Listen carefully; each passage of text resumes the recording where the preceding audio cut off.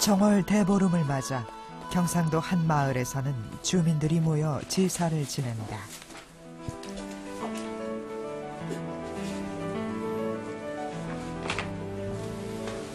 오래전부터 마을의 수호신으로 섬기고 있는 문수신. 사람들은 문수신에게 마을의 안녕과 풍년을 기원한다. 간제구설 막아주고 도적 근심 효리 원고. 그런데 이들이 모시는 문수신이란 바로 암행어사 박문수를 말하는 것이다. 사람들은 왜 박문수를 신으로 받들고 있는 것일까?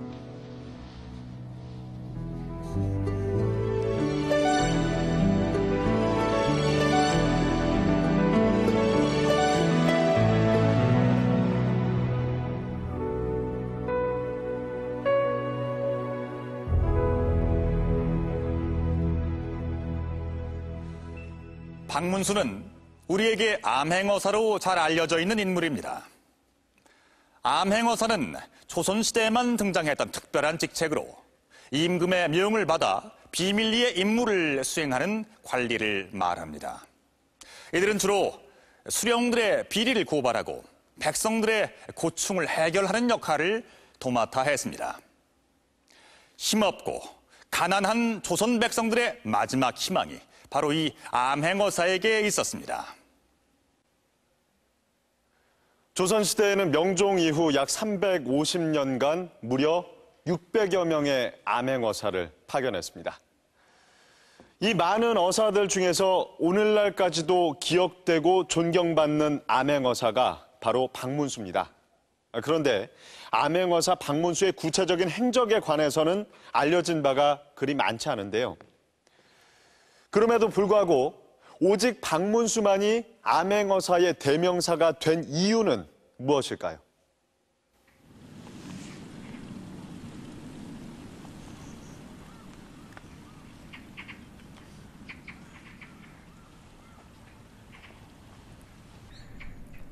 경상도 문경세제의 세 번째 관문인 조령관. 이곳에 어사 박문수에 관한 전설이 전한다.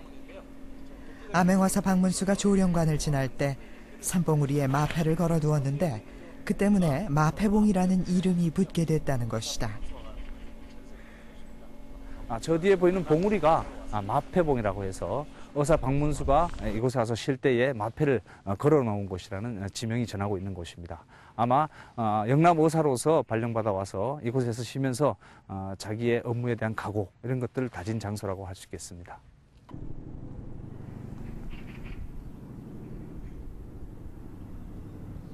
출판물들이 박문수에 관한 이야기는 뜻밖의 기록에서도 찾아볼 수 있다. 지금 여기 꽂혀 있는 책들은 한국 구비문학대계라고 하는 책인데요. 우리나라에 전래되던 우리나라에 내려오는 구전설화 15,000여 편을 모아놓은 한국 구비문학대계. 인물 관련 설화 중 가장 많은 수를 차지하는 것이 바로 어사 박문수의 이야기다.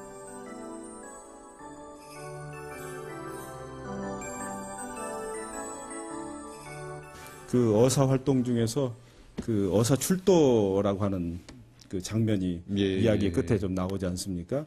그 이야기로 가장 대표적인 설화가 여기 무주 구천동에 출도한 박문수 어사 이야기가 나옵니다. 이 이야기가 가장 흥미있는 이야기라고 저희가 그렇게 보고 있습니다.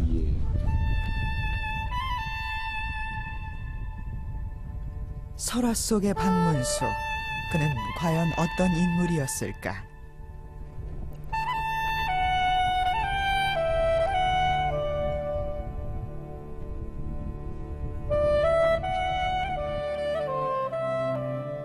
전라도 구천동 마을을 암행 중이던 박문수는 밤이 깊어 하룻밤 묵을 곳을 찾고 있었다. 한참을 걷다 겨우 한 집을 발견했는데 멈추시오! 방 안에서는 괴이한 일이 벌어지고 있었다.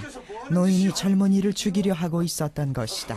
참, 요새 다는 천부잖아. 우리 며느리를 빼가.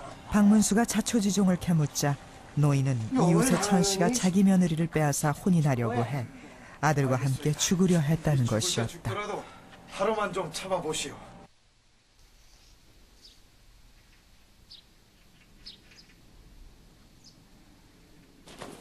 다음 날 박문수는 천씨의 혼례식장으로 출도했다. 그리고는 천씨를 끌어내 그 죄를 물었다.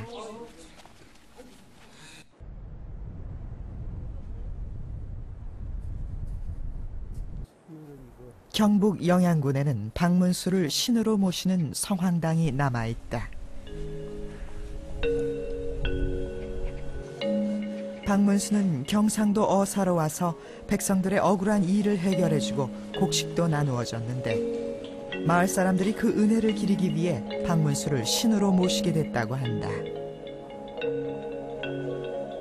그 어른이 오셔가, 박문수 어른이 오셔가 원집을 중심해가지고 생산된 그 양식을 어려운 사람에게 나누어주고 이렇게 좋은 일을 많이 했어요. 그래서 지역민으로서는 막 절대 그 당시에 신과 같이 이렇게 모신 어른인데 그 어른이 돌아가신 후에 그래 이제 이 집을 성황당을 모실 때 그 신을 그 어른을 중심해가지고 이렇게 집을 지어가 현재까지 모시고 있는 거래요.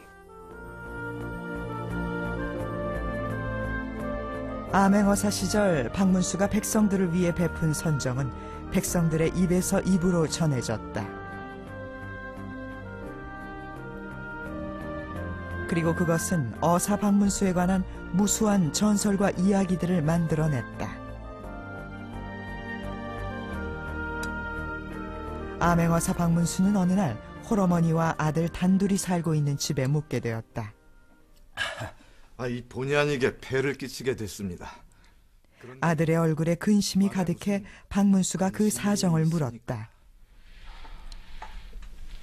이 마을 아들은 좌수댁 딸에게 혼인을 청한 일이 있었는데 좌수가 자기를 무시하는 처사라며 노발대발했다는 것이었다.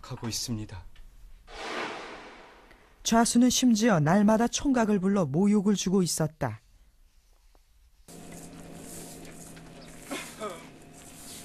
좌수 영감 계신가? 무슨 일로 오셨습니까? 이들의 딱한 사정을 들은 박문수는 곧장 좌수댁으로 찾아갔다. 박문수는 총각의 삼촌 행세를 하며 왜 조카를 모욕하느냐고 따진다. 가난한 집에 딸을 보낼 수 그러나 없소? 좌수가 들은 척도 안 차 결국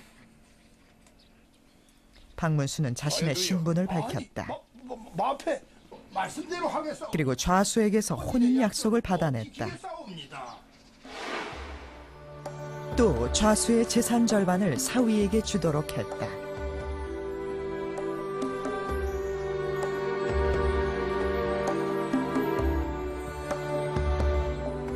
실제 박문수는 나이가 차도록 결혼을 못한 처녀들의 혼인 문제까지 나서서 해결해 줄 정도로 민생에 귀를 기울인 어사였다.